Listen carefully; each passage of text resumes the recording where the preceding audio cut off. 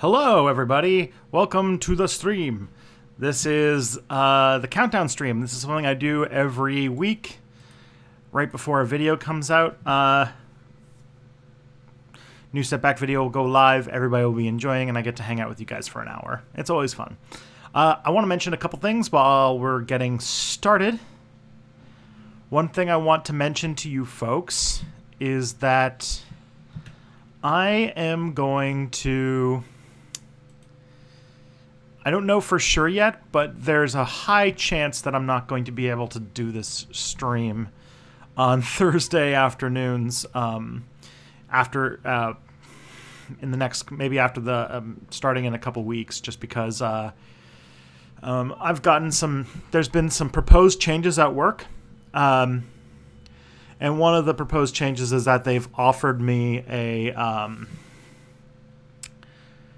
they might have offered me a full-time job that would mean that I'd be at the office from 9 to 5, Monday to Friday, which means I wouldn't be able to, do this afternoon thing, which I know I will still be doing the Step Back Tonight stream, so that'll still be good. But yeah, I have to see. I'm having a meeting about it on Friday, and we'll see where it goes.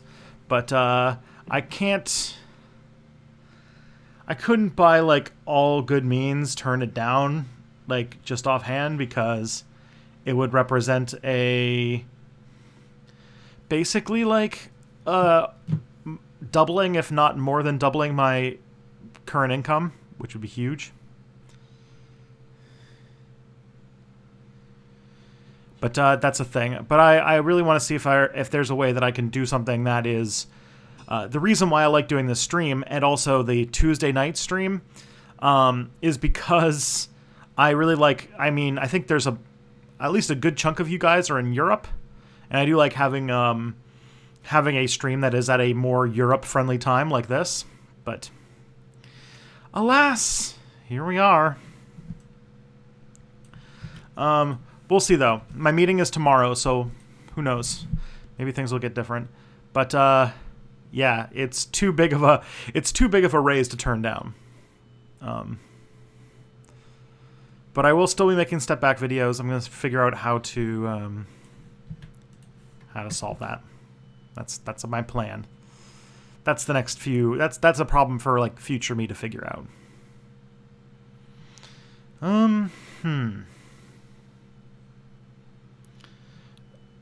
I might be able to, I don't know.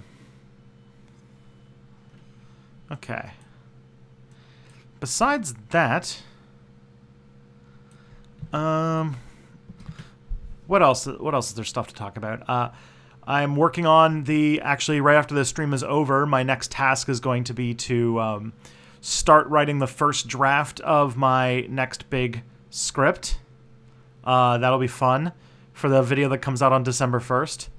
And I can't wait to take my time writing it and then actually like editing it over a longer period of time and showing it to people who I respect to get their feedback, and showing it to experts and like all that kind of stuff that I really wish that I could have done with weekly videos, but I can't.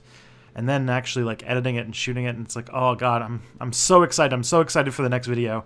I am super happy.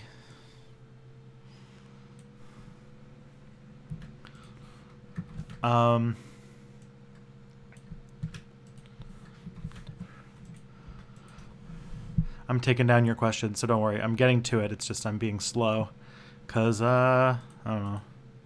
It's just me today.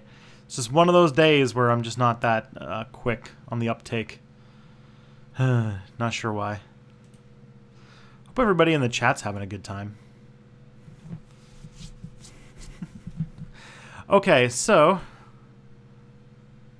At least I'm working for a good organization. It's true. Like, at least the job that I'm taking up would be, like, full-time making things a better place. So, all right. So, first question I got here was, the other day Michael Brooks asserted that Jimmy Carter started the Democrats on the path to neoliberalism. Would you agree with that? Yes. Most people, I mean, Jimmy Carter, you could say, was the beginning of the neoliberal turn in the Democratic Party. Basically...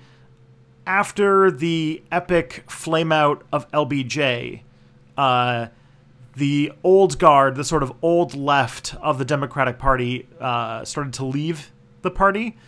And some of them became the neocons, but a lot of them were also like Democrats before 1968 had a lot of socialist allies, and in 1968 they lost a lot of their support in having a socialist contingency in the party. And over the 1970s, the baby boomers started to become of voting age and of politician age. And Jimmy Carter, while he's not a baby boomer, was definitely elected with a lot of baby boomer support. And so a lot of his ideas had a lot less to do with fixing economic issues and focusing on more neoliberally type legislation. And so and Ronald Reagan, after his one term, kind of just solidified that the Democrats were going to completely abandon things like labor politics and things like that. And by the time you got to Bill Clinton, who was like the official death of the left wing in the Democratic Party, Bill Clinton actively pushed Bill Clinton and his sort of ilk, his gang of what they're called, I think they're called New Democrats. And they are the ones who basically pushed the left out of the Democratic Party in order to move towards the right, in order to get what were called Reagan Democrats, which were Democrats who defected and voted with Ronald Reagan and voted Republican because of Ronald Reagan. And so that was sort of the Clinton plan. That sort of Clintonite thinking of don't go too left wing, or don't go left wing at all. Try to abandon left wing. Try to push a right wing political agenda while making small capitulations to marginalized social groups in order to differentiate yourself from the Republicans. And that was basically the strategy going from Clinton forward. And that's basically what it is now. And that's why it's all starting to fall apart in a way. That's sort of the thing from the position. And yeah, David pointed out New Democrats, from a Canadian perspective, that's an odd look, because in Canada we have a right-wing party, a centrist, a center-right party, and a left-wing party, or it's kind of center-left party. And so our right-wing party, for American politics, they all don't make, or two or three of them don't make any sense to them. Our right-wing party is called the Conservatives, our center-right party is called the Liberals, and our center-left party are called the New Democrats, which are all very odd things to call things in American political vernacular. But I think that the thing is that you learn pretty quickly that the words you use in politics, the political science jargon and all of these political labels, sort of have completely different meanings in America. America's political language is so different. Liberals are what the left of center people are called, even though in any other country a liberal would be considered either a conservative or a centrist. And then socialism is right now anyway being applied to social democracy, which is sort of a left-wing sort of liberalism, but more labor-friendly, sort of closer to what say FDR would have done in the 1930s. But in the rest of the world, socialism is this sort of Marxist analysis of deconstructing capitalism and tearing it all down. It's just an interesting thing that in the U.S. it seems like they have a completely different language. Yeah. Talk about the history of anarchism, please. Oh, bye. I don't have the books read and the research done to talk about that right now. That is a video that I think, if I recall correctly, you've also asked for in the Step Back subreddit. There is a webpage that you can go to if you want to suggest a video idea. Let me just get the link for you. So if you want to submit your History of Anarchism video idea, you can put it in here and people can vote on it.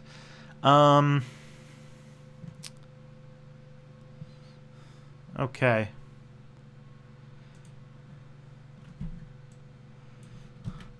Let's see. Let's move up next. Thoughts on Rosa Luxemburg? I probably don't have the best... I haven't done a ton of research, honestly, on labor history and on, like, leftist movements. I know that sounds weird, but I haven't done... I'm not, like, the best at it, and so I don't really have strong opinions about Rosa Luxemburg, especially because it wasn't until, like, embarrassingly recently that, like, I thought that Rosa Luxemburg and what's it called? Rosa Rosenberg, or the Rosenbergs, were the same people, and so I was like, why are people idolizing, like, the woman in, like, the couple that stole nuclear plans from the United States and snuck them to the Soviet Union? But it's like, oh, I probably don't know.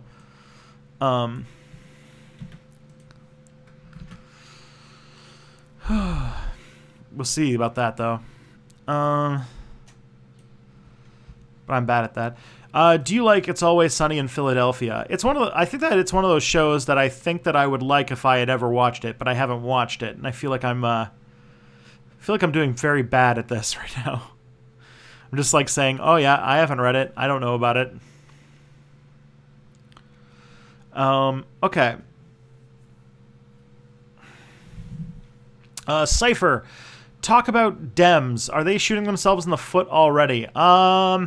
Nothing. It's only been about a week, so not a whole lot has happened. Julius and Ethel Rosenberg, that's who I was thinking of. For some reason, I guess like the Berg last name tripped me up. But do you know about Denise Gesmish? No, I don't.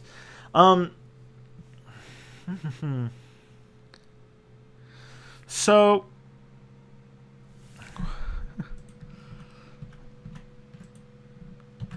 okay, so the Democrats.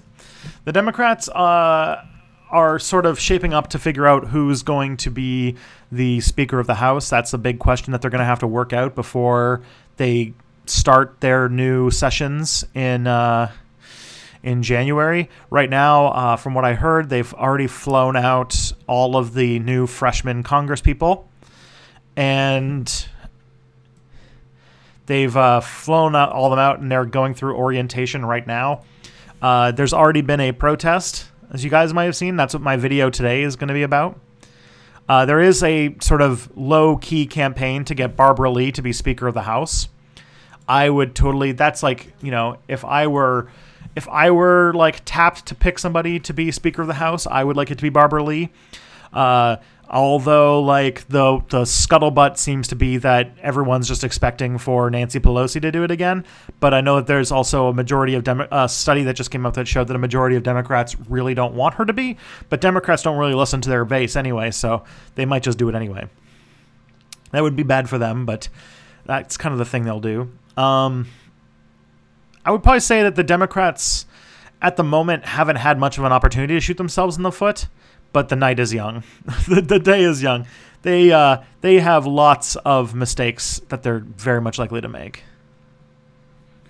So, you know, I'm not exactly the best at that. But yeah, judging how Nancy Pelosi, I learned this morning, is the sixth richest member of the House of Representatives.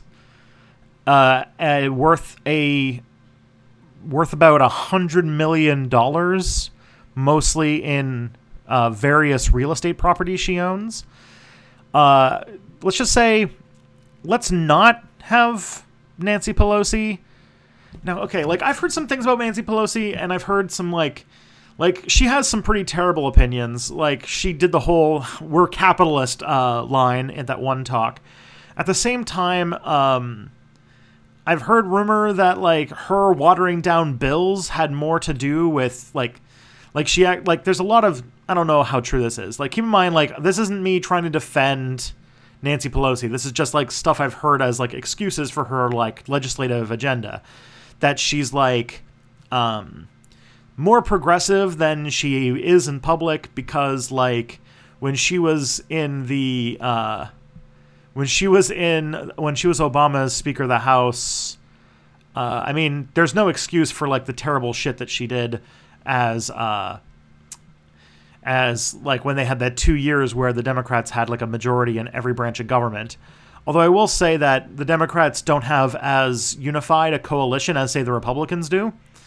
And from what I've heard, that when she was Speaker of the House in 2008, Reid, or 2009, sorry, Harry Reid?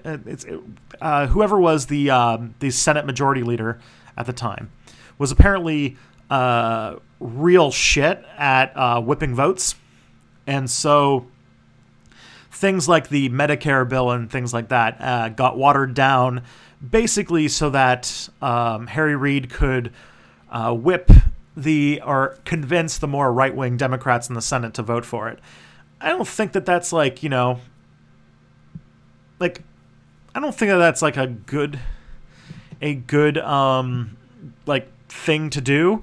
And I think that if she was a little bit more, you know, forthright about it, then, like, sure. But I don't think I trust that interpretation. But that is a thing that I have heard about. I really hope Nancy Pelosi does not become Speaker of the House. I think that we need a massive generational shift in American politics. Like, the fact that, like, politicians skew so much older than the general public is so detrimental to politics, and they really need, like, hello, Laura. They really need, like, a younger generation to get in. For example, if anyone's been watching, my new favorite politician in Washington, yeah, Bernie's gonna have to move aside. Sorry, Bernie.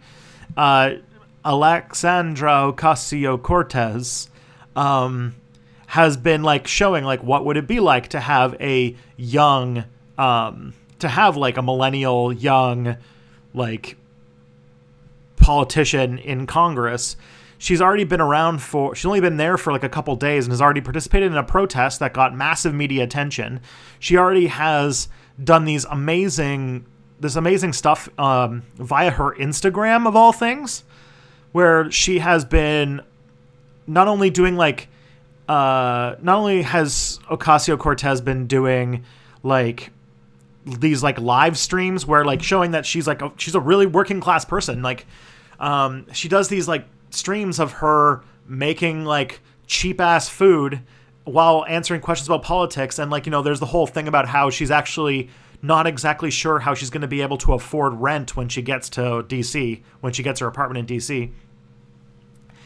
And the other thing, too, is that she's, like, showing Instagram pictures of her, like, even though she's, like, now a congresswoman-elect, she still goes down to the laundromat and, you know, pays with coins to do laundry. She still, she took pictures of orientation. So, like, this, like, stuff that, like, no politician was showing for. Like, this level of transparency is insane.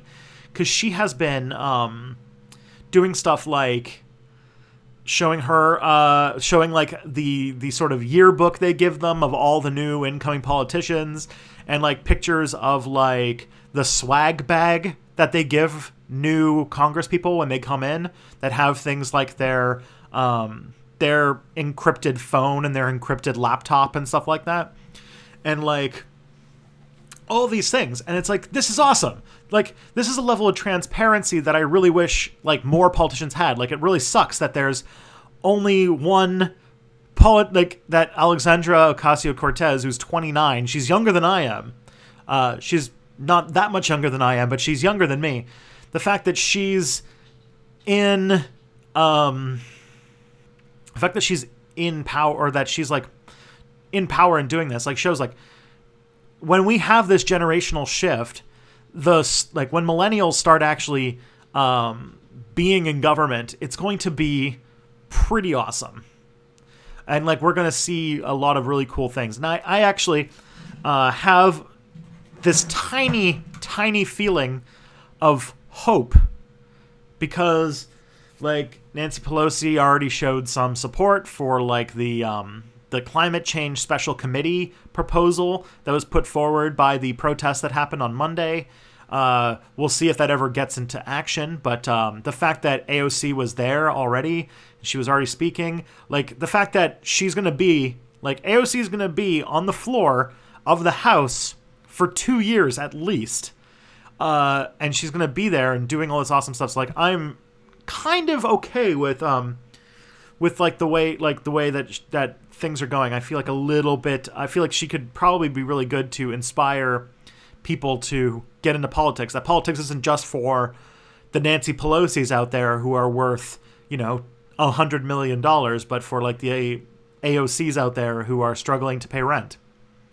I think that's awesome. It's really, really inspiring. And so I'd love to see how the next couple years pan out for that. Some scientists were elected. There's also 7 Justice Democrats who are who are pro-electoral reform. It's also like, it's just getting it's really good. Things are going really well. I do think that the election that happened last week, a lot of Democrats are sort of undermining how good it was, and I think that like the fact that so many progressives won and that the Democrats have made such huge victories, even in a very uphill election like this one was, is a little promising. It's just that now you actually have in Congress some Democrats that are actual socialists and actual progressives. Like the progressive wing of the Democratic Party is way bigger now. And now the Democratic Party, like the civil war for the heart of the Democratic Party, can actually start in earnest. And I really will be interested to see how the next couple years turn out for that.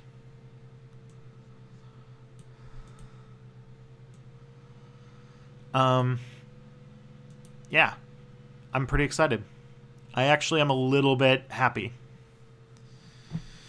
And some people are saying that about her like possible presidential run, she will be eligible to run for president in 2028.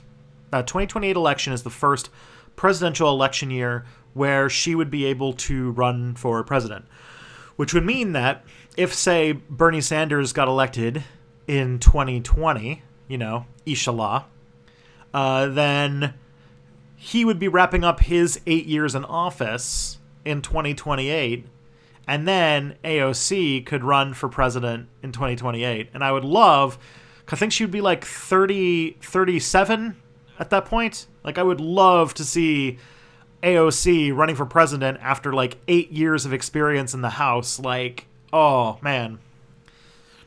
Not 2024. No, 2024. She will be just a bit too young to run. She'll be like 34 or something like that. I believe. She was born in 1989, which would mean that that would be what's it called, 11 plus. Oh, I guess she might. I think that she would. Yeah, she'd be 35, but she would be probably just like. I think she'd be a little like. I don't know if they would let you run for president if you turn 35 on the election year. I'm just wondering. But maybe she can make a push for it. But also, I imagine that, with the hope that there's like, a Democratic president elected in 2020, then maybe we can see something cool happen.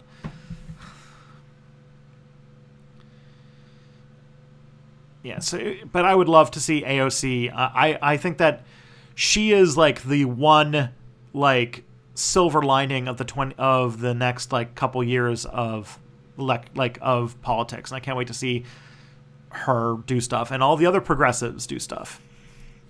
She's already like the name at the front of like a sort of wave in democratic politics that makes me really happy. Okay.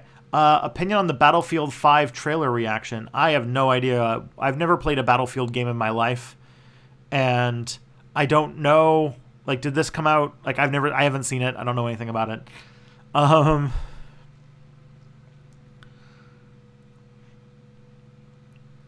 Okay.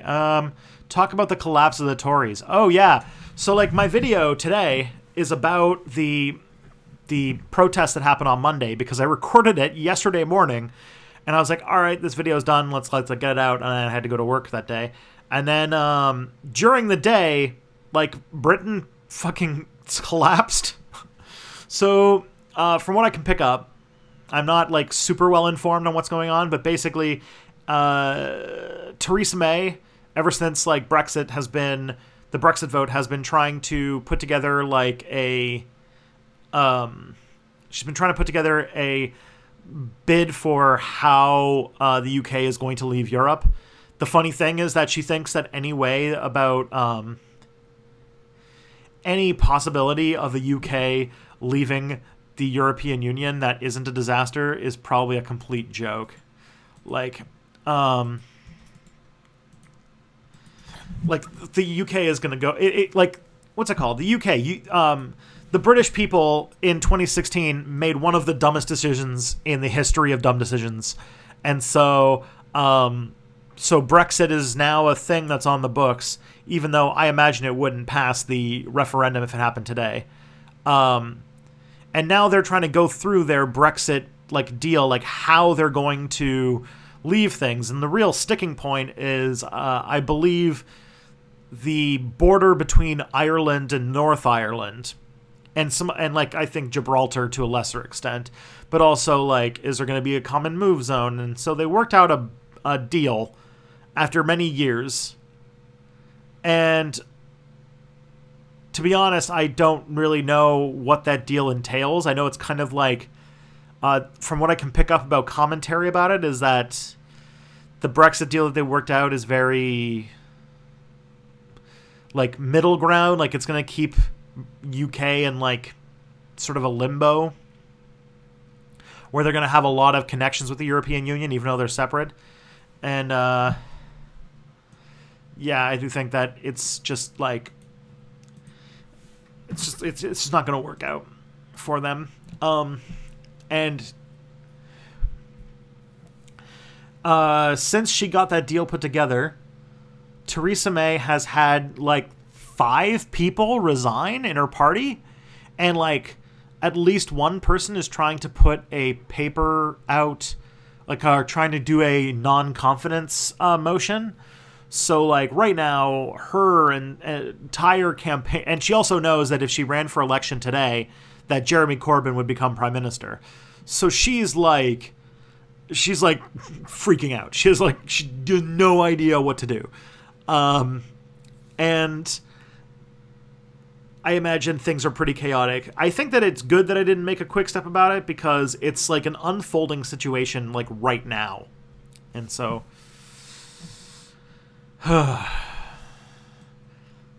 but she's in rough shape. And I can imagine that from the people I've talked to about this British stuff, people who actually live in the UK, that there's probably a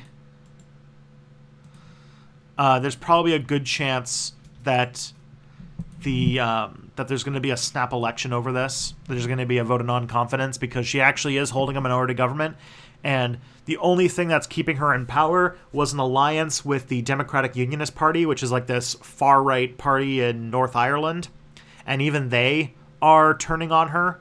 And so this like coalition is collapsing, and a successful non-confidence vote would mean another election. And in another election, the it's, I think, given how unpopular Theresa May is right now, I imagine that it's pretty clear that she's not going to stay in power. And I would imagine that if they did an election like that Theresa May would either be pressured to resign, or she'd probably get into a situation where Jeremy Corbyn might be prime minister. And that would be pretty sweet to see in 2020, like AMLO in Mexico and Jeremy Corbyn as prime minister of the UK and Bernie Sanders as president of the United States. That would be a pretty good. I did say prime minister, right? I feel like I accidentally might have like brain farted and said president of the UK, which makes no sense. But prime minister of the UK and the President Sanders in the United States, that would be like the shit, right?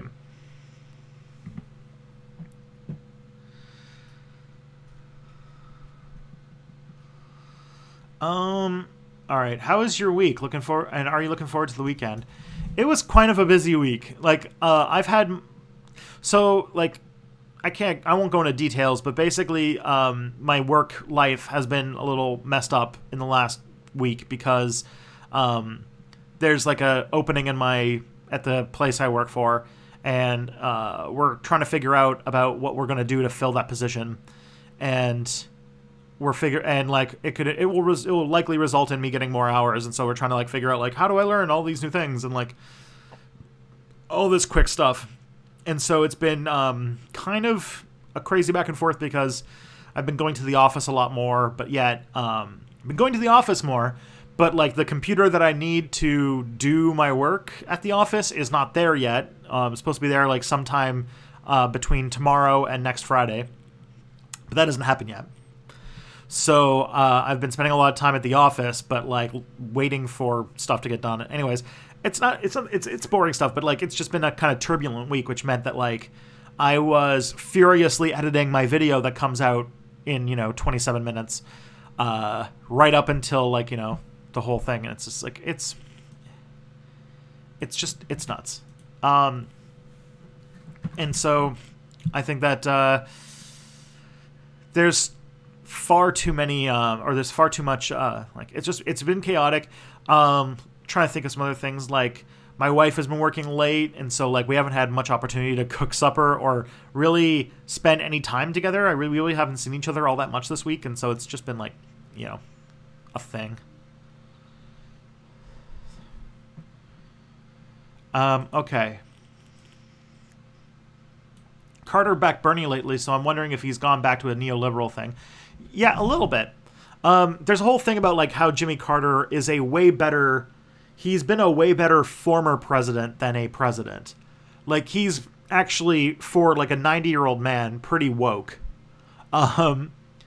Jimmy Carter like has written several books about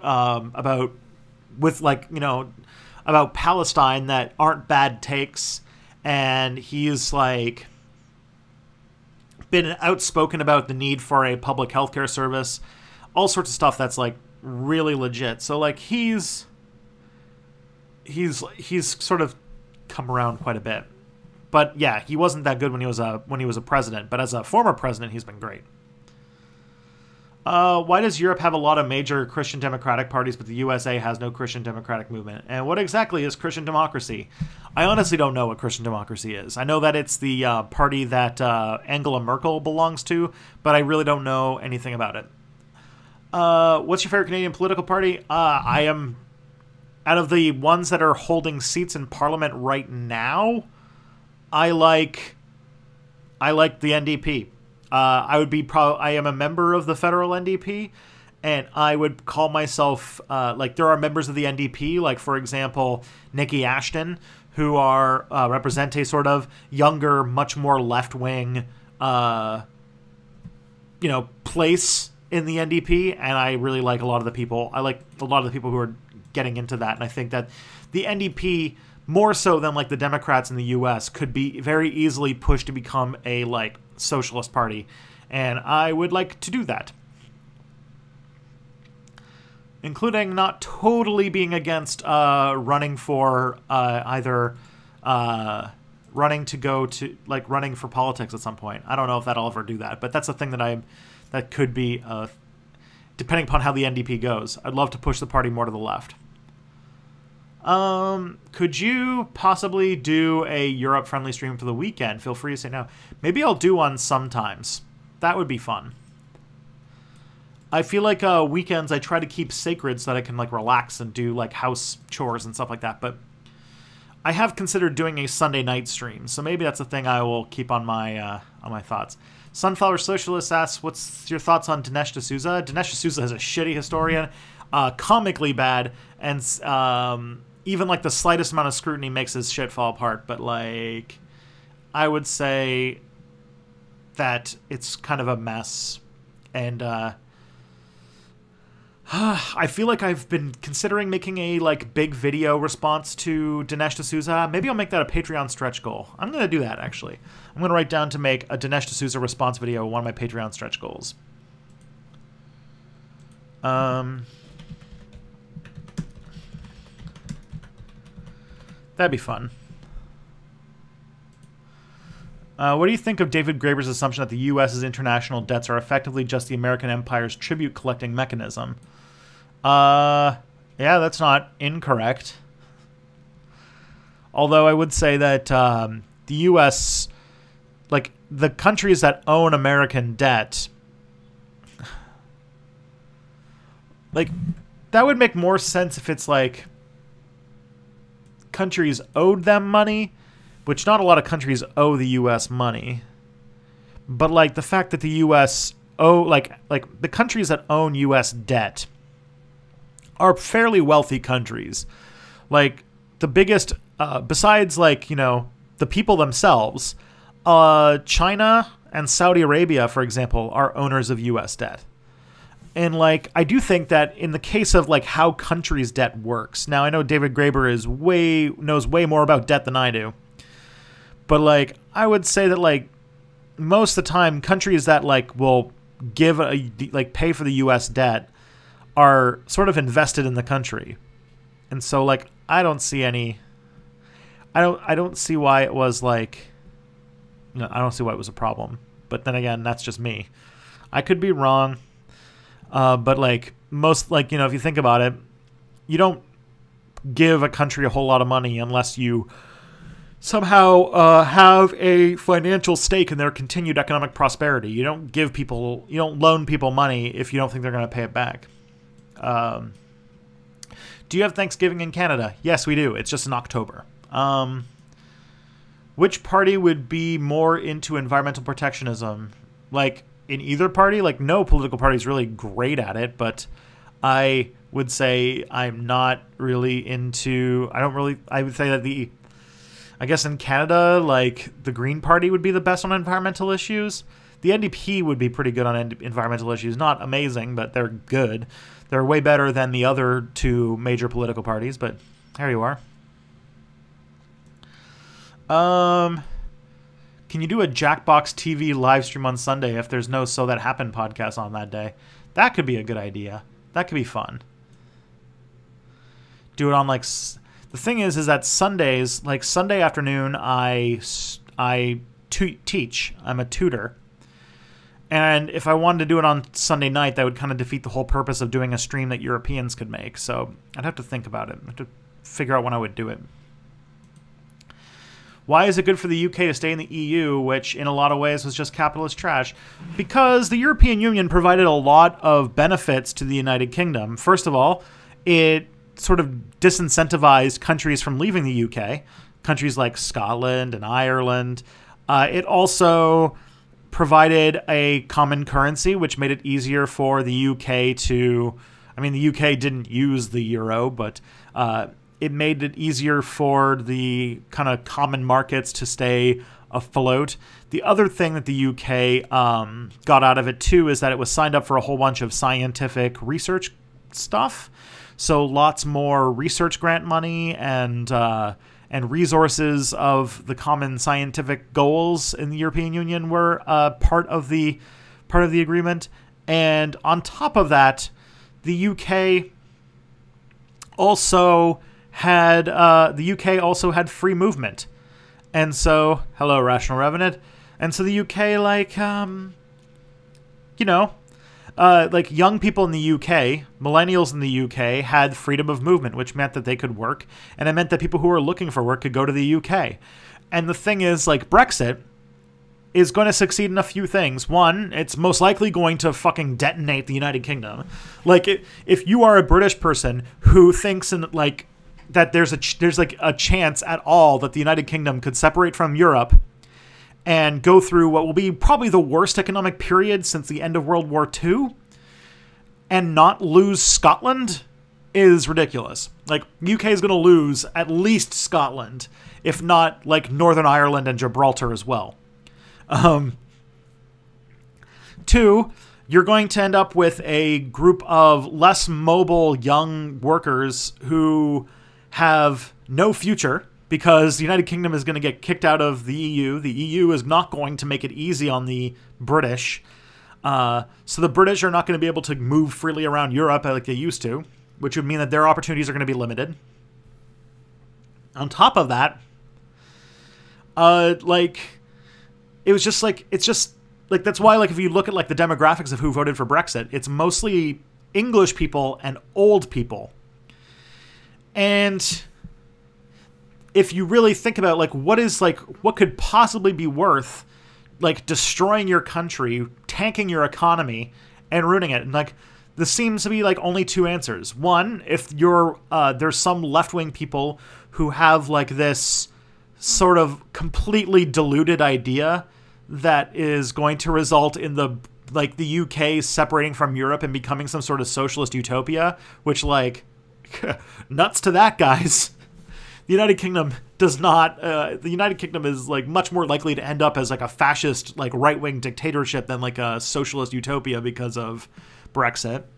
Or two, the answer that everybody knows is the reason why Brexit happened. And that is because they hate non-English people. Like, the people who voted for Brexit voted because they hated people from the Middle East. They hated just brown people in general. And they really didn't like people from Poland coming in to the country. It was anti-immigration. It was racism. Racism is the one thing behind all of Brexit. You can have all of the fancy language you want around Brexit, but it's all a lot of words to obfuscate the fact that you didn't like that there were people with funny accents or different religions moving into your country. And now you shit your pants and you have to sit in it. And we're all going to watch the UK turn into an economic cesspit, and nobody is going to feel sympathy for them, and everyone's going to laugh at them because it is a self-inflicted wound. Meanwhile, I would love to see Scotland rejoin the European Union, and Northern Ireland, maybe they could, I don't know, it depends. Northern Irish people are kind of weird. Maybe they'll just stay because of obstinance or something. But yeah. Congratulations, England. You shit your pants and now you have to sit in it. Congrats. Why are British people racist against Polish people? It's because they came, because they were a poorer country, so they would move to places like Britain to make a better life for themselves. And British people were like, that sucks. I don't know if you know, but, like, European racism is very, very specific. Europeans have, like, prejudices against, like, people who live more than 4 blocks away from them.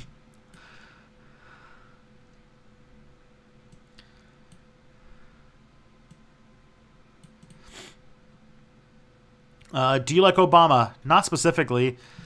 Obama feels a lot like the same issues we had with the ones we're having with Trudeau. Hello, Luis Aeneas. Luis Aeneas Guarita, my wonderful patron. Anyways, Obama was an example of the all sizzle and no steak type of thing. So, you know, like, he was elected in, like, the sort of backlash against George Bush, had 2 years with majorities in all the houses, all the parts of government, and couldn't do even the most basic things, and invited bankers to come in and decide on how their how they would be handled in the economic. Like, he basically was like, yeah, he's like Trudeau. He got elected and did literally nothing to solve problems. I would probably say the Affordable Care Act is like the closest thing to like a good thing that Obama did. And even that was basically just a giveaway to major health insurance companies. Like, no. I'm not a fan. Not really. And yeah, the whole thing about like assassinating a American citizen is without trial or anything is pretty shitty. See you later, Sir Zhao Zhao. I would think that Scotland should definitely invest in a ferry line to Sweden and Norway because they're not like, what's it called? They're going to be dealing with like their southern border. Like they're going to have some xenophobic Scottish like president or something speak up because English people from the like, you know, the apocalyptic wasteland that is England trying to cross into Scotland. Oh man, it's going to be like a whole thing.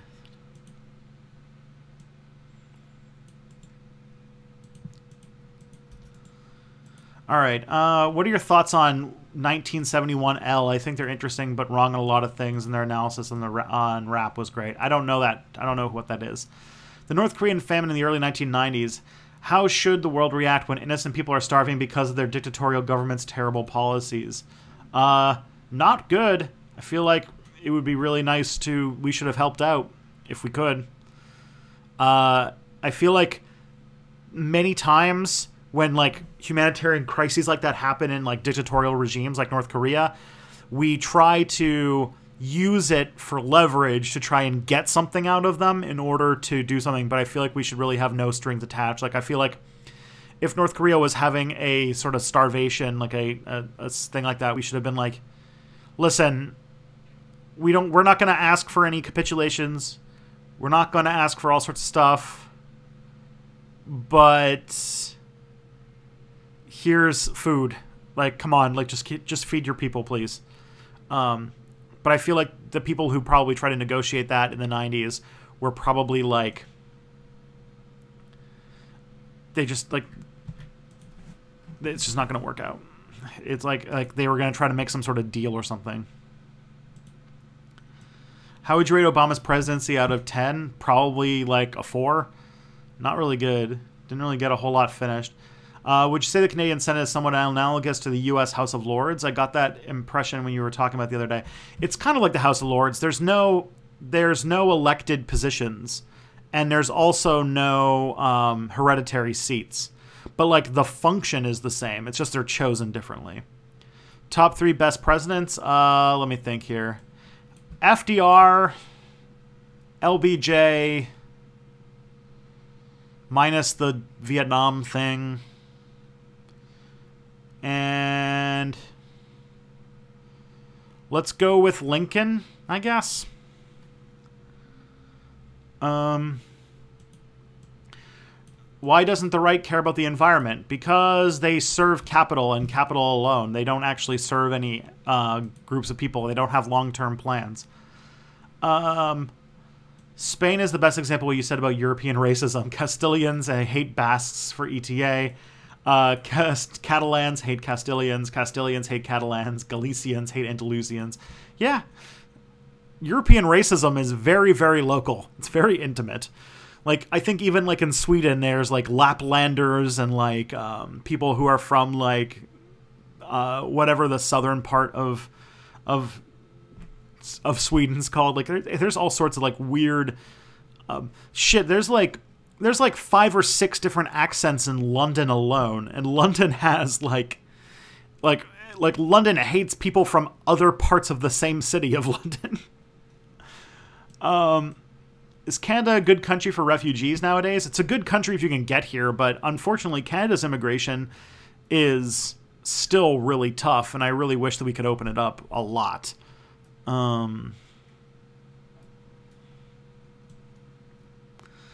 Why does Scotland get to leave the UK when the 50 states in the US must be in perpetual union until the end of time? Well, that's... I don't know why. the U.S. decided to do it that way, and I have no idea why they did. But like, I would think that if a state voted to leave the United States, that like I would want them to have the right to go. Yeah, you have Jutland and Zealand and Denmark, and oh yeah, it's all sorts of stuff. I feel like I got to figure out in Europe what's like actually like centuries old blood hatreds over like the fact that like two people who lived on other sides of a river went to war for a million times, or went to war for like, you know, a good chunk of their history. But like, or how much of it is like they just hate each other because of something to do with football. Because I know that like Germany and the UK don't, like, you know, their blood feud is not exactly strong, but there's a reason why, like, when Germany and the UK play each other in like in football, that like people die in like riots and stuff. How serious are you being when you say it's funny people in my country are going to suffer because of Brexit? I feel bad for a lot of the people. I feel bad for all the people who are going to suffer because of Brexit. I do think that the fact that they voted for their own destruction, I would think that if you're a British person and, you know, those old racists that voted for Brexit, there's a lot of anger to be put at those people. And I really think that, I mean, I'd be pissed, but I also know that, like, the UK post-Brexit is going to be a mess. And it's not, like, entirely not self-inflicted. So, you know, unfortunately, a bunch of old people in 2016 decided that for you, but there you are. If I were a UK citizen, I would be trying my best to leave the UK before you can't do it anymore, because I would probably think somewhere else in Europe would be a better place to go. The UK is not going to have a bright future after this this deal goes through.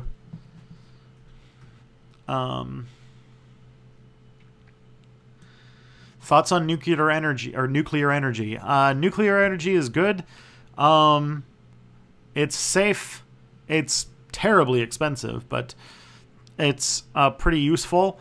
I used to be way more pro-nuclear power before basically before solar panels got so cheap. I still think that they have their uses.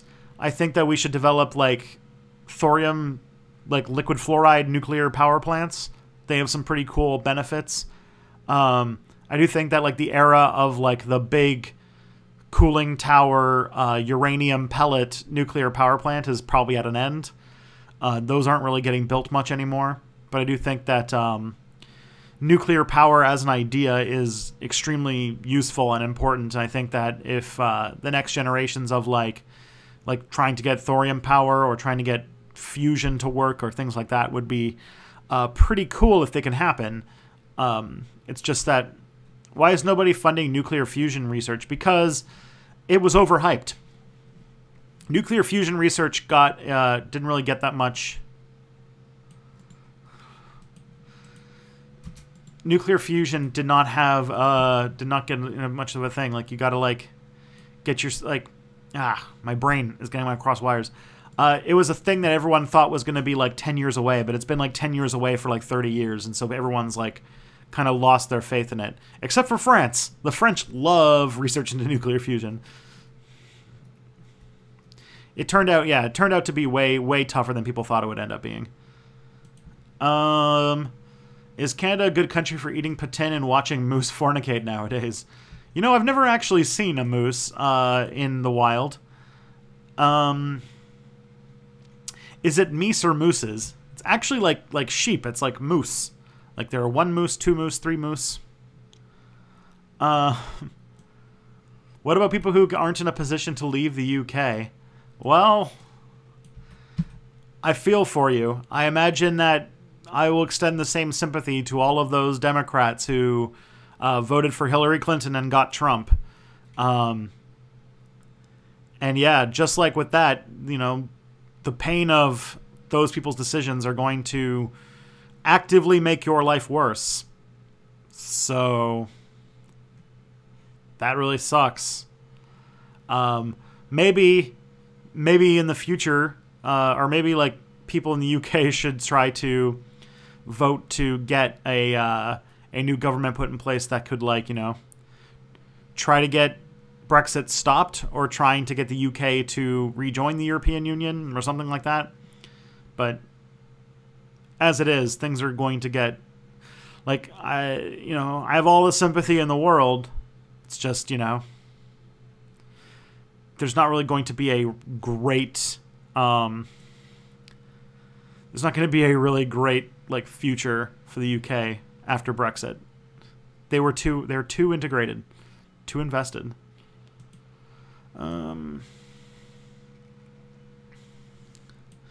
Researchers from China's Hefei Institutes of Physical Sciences announced that China's artificial sun just became the hottest known nuclear fusion experiment on Earth, literally with plasma reaching 100 million degrees Celsius. You're listening to an audio on what is property. At the start, Proudhon asserts Rome was decadent, but early Christians made it slightly more socially just. What do you make of that idea? Oh, geez. I think that gives too much power to Christian ideas.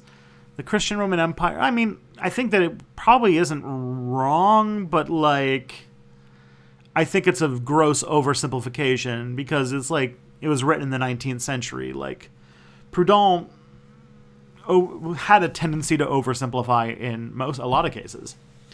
Do you support the Vatican City state? Do you support the state of Israel? I mean, I'm fine with the Vatican City being a state. I honestly don't give a shit. Like, it's a tiny, tiny micro state that it's just, like, whatever.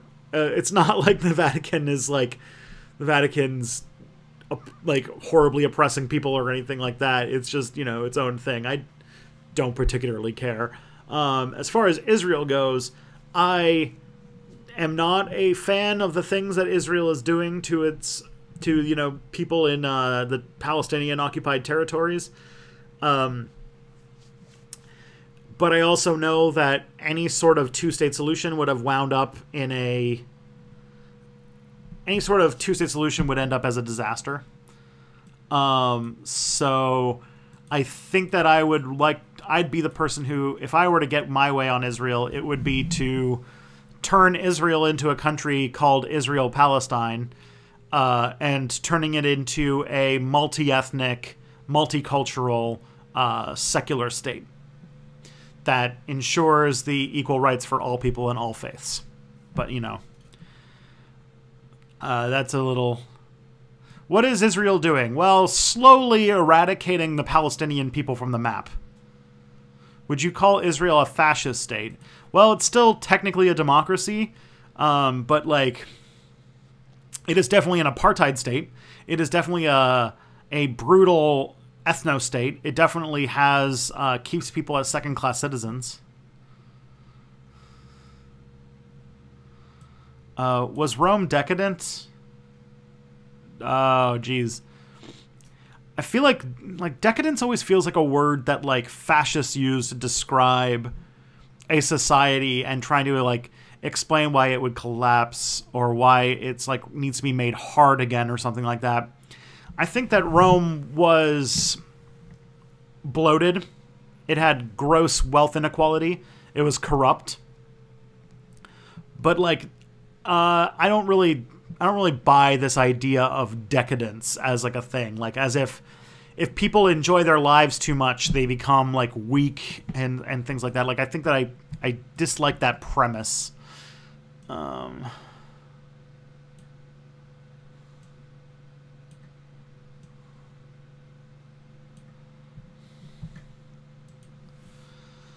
Okay. Who's Canadian and makes political content and speaks about history in a curious way? Yes, you guessed well. It's Tris Jordan Peterson. Oh, geez. What country doesn't have those problems? Fair enough. But I will say that Israel's problems when it comes to... Like, Israel is, like, literally, like, they respond to bottle rocket attacks with, like, white phosphorus. Like, Israel is committing genocide. It's a slow motion genocide, but they are committing literal genocide. Not really much you can do about that. All right, we are running out of time. Let me just get these last questions here. Why do Israelis and Palestinians not want to work together for the common good? Can they not give up the past? Giving up the past is hard. And do we live in a society? Unfortunately, we do. That's the worst part about society, is that you have to live in it. Okay. Here is a link to the new video that just came out. I hope you guys enjoy it. And I will see you guys in a future video. I guess Tuesday is the next stream. Bye.